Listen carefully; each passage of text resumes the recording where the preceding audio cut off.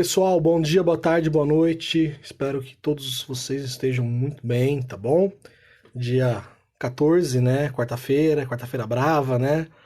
Seleção eliminada. Que pena, né? Paciência. Vamos que vamos, né? Pessoal, hoje é o dia D. Hoje é o dia D, hoje é o dia que se concretiza o golpe bolchevique, a tomada do poder pelos bolcheviques. Hoje vou passar para vocês esse estudo, o início, né, o começo de uma tirania de um Estado unipartidário. Um partido só comanda toda uma nação, tá? Então nós vamos estar adentrando nos detalhes, tá? E hoje, repito mais uma vez, é o dia D, o dia do golpe bolchevique. Foi um golpe em cima, né, do governo provisório chamado Soviético de Petrogrado, em cima de Alexander Kerensky, tá bom? Então, sem mais delongas, é novo aqui? Inscreva-se no canal, por favor, deixa seu like, ativa o sininho, compartilhe se achar interessante. No podcast também, vai lá, segue, por favor, né? Deixa seu coraçãozinho, compartilha, baixa o áudio, coloca o fone de ouvido, né? Dependendo do que você estiver fazendo, vamos lá, manda bala. Vamos estudar, gente. Realmente só o estudo e nosso Senhor Jesus Cristo que nos liberta. O restante é só conversa. Lembre-se, tudo nessa vida é passageiro, mas o conhecimento e o amor de Deus conosco, isso ninguém tira, tá bom? O encontro dos sovietes mais pró-bolcheviques, sob o título do Segundo Congresso dos Sovietes, tinha como objetivo sancionar o golpe, que por teimosia, né, de Lenin, em realizar antes do Congresso o plano, né, com tudo isso, resumir-se a tomada dos pontos estratégicos da cidade, isso Petrogrado, tá bom, gente? E a fazer o uso da narrativa que declarava o fim do governo provisório de Kerensky, o soviético de Petrogrado, né, e o programa de governo, o sistema de governo chamado Spokon, certo? O instrumento da ação seria o Comitê Militar Revolucionário, Milrevcom. Lembra que eu já falei para vocês sobre o Milrevcom, que depois vai se transformar na Tcheca, que é a tataravó, a bisavó da KGB, ok? Da Política Secreta, tá? Esse comitê foi criado pelo soviético de Petrogrado, no momento de caos, no início do mês de outubro, para defender a população da cidade de uma tentativa de ataque do exército alemão. Lembrando que nós estávamos, né, para acabar, né, em 17 para 18, a Primeira Guerra Mundial. Realmente havia um perigo real alemão pela operação naval que estava no Golfo de Riga e que pela ocupação de 3 ilhas estratégicas acabou criando uma ameaça direta a Petrogrado. A preocupação, né, com o inimigo próximo de Petrogrado, o governo provisório propôs evacuar o governo para Moscou. O Spokon condenou essa estratégia, interpretando-o como uma tentativa do governo provisório de entregar a capital da revolução. No dia 9 de outubro, lembrando, o calendário russo naquela época era diferente do calendário ocidental. Depois, com o golpe bolchevique, eles vão adotar o calendário ocidental como o restante do mundo. No dia 9 de outubro, um deputado do partido menchevique teve um plano de que o soviético formasse, né, um comitê de defesa da revolução, encarregado das medidas de proteção à cidade. A princípio, o argumento foi que essa medida fortaleceria o governo provisório. Os bolcheviques manifestaram-se contra, mas logo voltaram atrás ao perceber que tal comitê não poderia dispensar o concurso da organização militar do partido, única força armada fora do controle governamental. Então, estariam habilitados a concordar em prática o golpe já planejado, em nome dos sovietes e sob sua proteção. A proposta dos bolcheviques, aprovada pelos membros do plenário contra o voto dos mencheviques, levou à criação de um comitê de defesa revolucionário, responsável não apenas por garantir a segurança urbana contra o exército alemão, mas também outro motivo era a defesa de contra-revolucionários russos. O comitê não passava de uma fachada sob o comando militar bolchevique. A tomada da decisão foi na reunião clandestina, né, do Comitê Central, realizada durante a noite 11 de outubro e 12, né, de outubro, onde 12 membros estavam presentes, incluindo o próprio Lenin, que apesar dos perigos deixou o seu esconderijo, temendo que os dirigentes do partido não tivessem coragem para realizar o ato do golpe. Lembra que o Kamenev e o Zinoviev estavam, com medo de realizar o golpe. O Trotsky estava com sangue nos olhos e queria fazer acontecer também. A conversão teve 3 pontos abordados. Lenin defendia a imediata tomada do poder, independentemente do Congresso dos Sovietes. Zinoviev e Kamenev, como eu falei agora há pouco, apoiado por outros 3, preferiam adiar o golpe para mais tarde, aguardando condições mais propícias. Outra turma que estavam com Trotsky achava que o golpe estava bem maduro, mas que deveria ser dado em conjunto com o Congresso dos Sovietes em seu nome. Assim chegou-se a um comum acordo. O golpe seria feito o desfecho dele, o conhecimento dele no dia 25 de outubro, véspera da convocação do Congresso, que deveria ratificá-lo. Lev Kamenev, que é parente do Trotsky, esse plano era inadmissível. Ele se demitiu do Comitê Central. Na semana seguinte, ele e o próprio Zinoviev foram entrevistados pelo jornal Menshevik, declarando-se ambos, entre aspas, firmes contra a iniciativa do partido, na tomada do poder à base da força armada, fecha aspas. Lenin, então, totalmente irritado, solicitou de forma imediata a expulsão de ambos do partido bolchevique.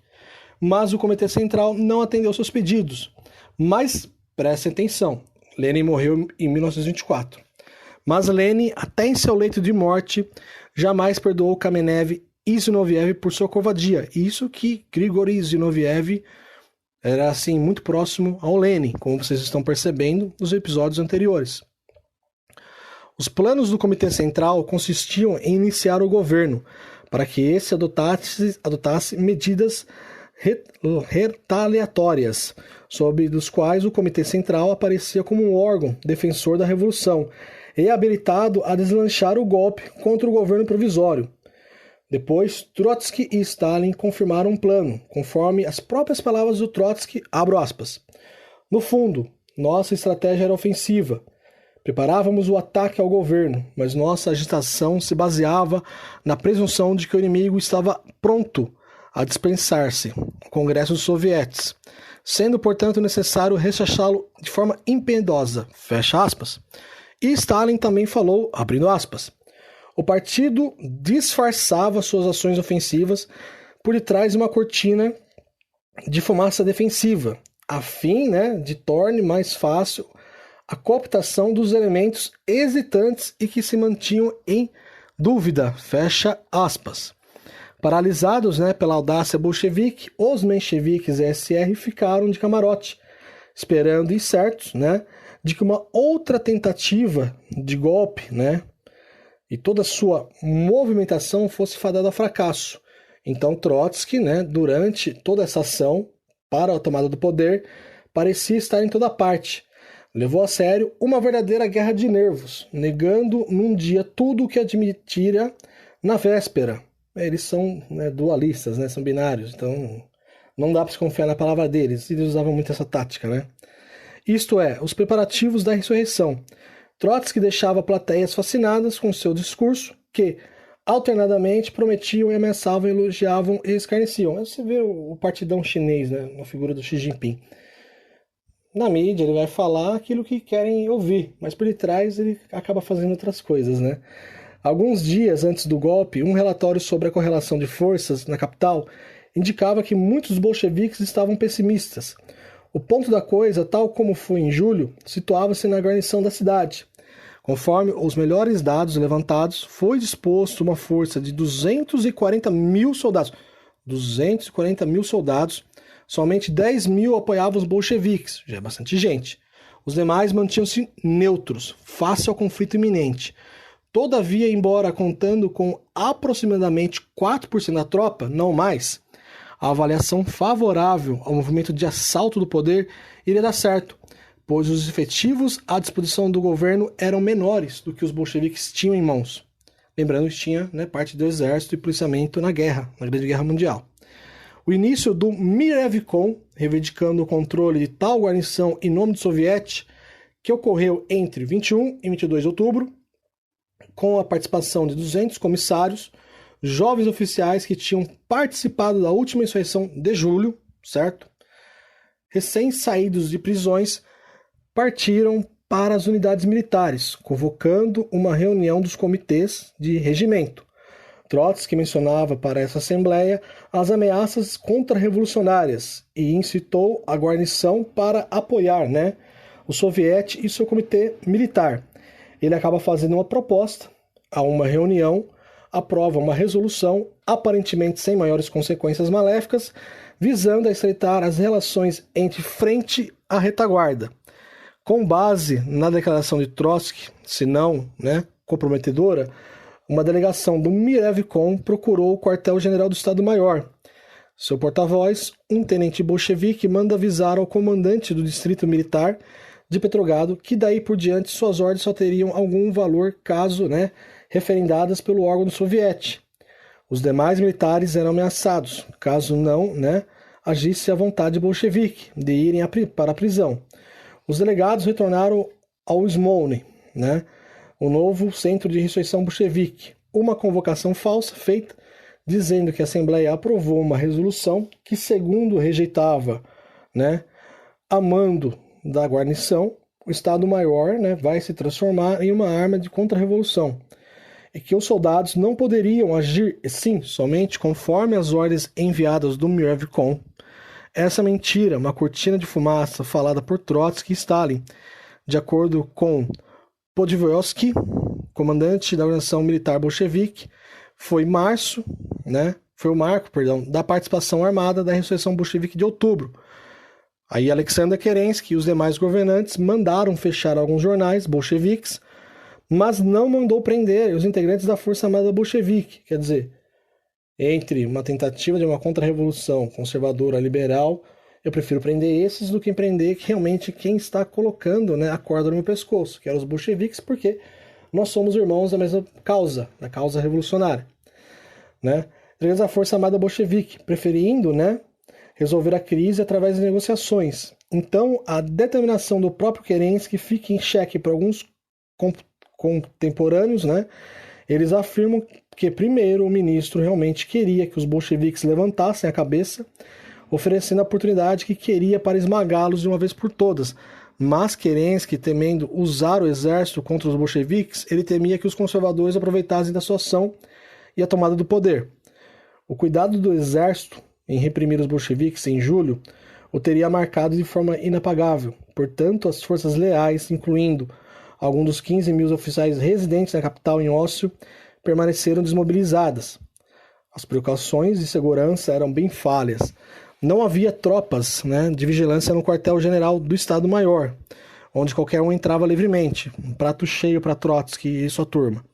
Contudo, a ultimação da tomada do poder pelos bolcheviques prosseguiu no começo do dia 24 de outubro, quando o governo implementou medidas consideradas frágeis de segurança, mandando os cadetes da unidade militar guardarem o Palácio de Inverno, residência de Kerensky e o lugar de reuniões de gabinete.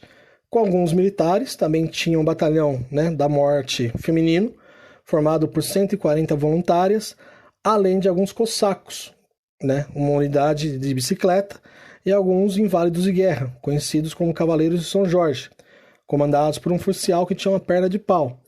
Ergueram-se pontes sobre o rio Nieva para impedir os soldados e trabalhadores pró-bolcheviques que adentrassem ao centro da cidade. Despacharam ordens de prisão contra os comissários bolcheviques. Essas medidas aqueceram ainda mais o clima de crise.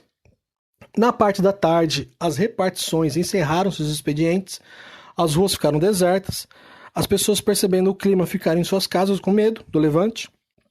Lenin estava escondido em alguma parte de Petrogrado, ardia de forma impaciente. Horas. Pouco tempo antes do deslanche, ele ainda enviou uma mensagem através de uma carta ao Comitê Central, dizendo, abre aspas, atrasar o levante significa morte. Tudo está suspenso no ar. Esperar pelo voto incerto do Congresso Soviético do dia 25 de outubro seria pura formalidade. Ou perdição, talvez. O povo tem direito o dever de resolver tais questões pelo voto. Não pelo voto, mas sim pela força, fecha aspas.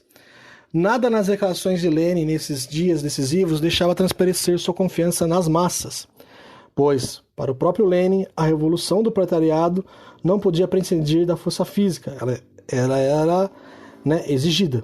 Na noite do dia 24 para 25 de outubro, as unidades bolcheviques ocuparam metodicamente todos os pontos estratégicos na cidade, como se estivessem fazendo simples rondas. Os guardas locais recebiam ordens para retirar-se do local, mas não havia necessidade de conflito, pois os guardas recuavam voluntariamente e desarmados. O Mir e Evcom tomaram conta das pontes, estações ferroviárias, estabelecimentos bancários e repartições postais, telefônicas e telegráficas. Não houve sequer troca de tiros no quartel do Estado-Maior. Segundo uma testemunha de bolcheviques, entraram e sentaram, enquanto aqueles que tinham permanecido sentados levantaram e simplesmente acabaram saindo. Kerensky, então isolado no Palácio de Inverno, tentava de várias formas garantir socorro militar por telefone, mas sem nenhum sucesso. Nessa noite, disfarçado de oficial sérvio, ele escapou no automóvel com a bandeira americana e partiu para o fronte. Lenin insistia na extinção desse derradeiro foco de resistência antes que os trabalhos do Segundo Congresso Soviético fossem abertos, mas após meses de preparação, as forças bolcheviques não se mostraram à altura dessa tarefa, lembrando que o Trotsky já havia tomado a Duma. Trotsky estava com o comando da Duma em mãos, do parlamento, tá? Não havia homens que se dispusessem a enfrentar uma batalha contra o exército contra-revolucionário. Eram 45 mil guardas vermelhos e dezenas de milhares de supostos aliados que na guarnição desapareceram sem deixar rastros. Na mesma noite, entre 20 e 21 horas, Lenin foi à sala das operações, o Smolny, no Palácio do Inverno, onde, em nome do Mivrevcom, escreveu uma declaração nos seguintes termos, palavras de Lenin, título, aos cidadãos da Rússia, abre aspas. O governo provisório foi deposto. A autoridade passou às mãos de um órgão do soviete, dos deputados, trabalhadores e soldados de Petrogrado. O Comitê Militar Revolucionário, que permanece à cabeça do proletariado e da guarnição da capital, sendo as indicações pelas quais o povo tem lutado, oferta imediata de uma paz democrática, fim da propriedade privada da terra, controle operário sobre a produção, criação de um governo soviético, essas estão agora asseguradas. Vida longa à revolução dos trabalhadores, soldados e camponeses, o que compõe o soviete. Fecha aspas. Com uma posição de destaque entre os decretos bolcheviques, esse documento declarou que o poder soberano fora assumido por um organismo cuja autoridade decorria única tão somente do Comitê Central Bolchevique. Dessa forma, os bolcheviques usurparam o poder do governo provisório, um golpe. Próximo capítulo, pessoal, vai ser a tomada do poder total, o pós-golpe, com alguns detalhes, porque depois a gente vai partir por a construção de um Estado tirânico unipartidário, onde um partido comanda tudo, tá? Eu espero que vocês tenham gostado. Deixe um like, deixe aí a sua inscrição no canal Rodolfo Salvador, no podcast Rodolfo Mareto Salvador. Segue lá, por favor, tá? Compartilha com quem você achar interessante. Dá essa força, por gentileza. Só assim o YouTube realmente vai entender que o negócio tá legal. Críticas também são muito bem recebidas, construtivas. Forte abraço a todos, fiquem com Deus, que a Virgem Maria os proteja. Amém. Tchau, tchau.